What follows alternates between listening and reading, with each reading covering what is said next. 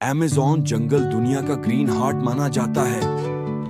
ये इतना बड़ा है कि खुद में छोटी-छोटी कंट्रीज को छुपा सकता है। यहाँ पर हर प्रकार के जानवर, पेड़-पौधे और रेयर स्पीसीज मिलते हैं। इस जंगल का एनवायरनमेंट पूरे ग्लोब के क्लाइमेट को अफेक्ट करता है। इंडिजिनस लोग यहाँ बिना मॉडर्न टेक्नोलॉजी के नेचर के साथ बैलेंस में जीते हैं।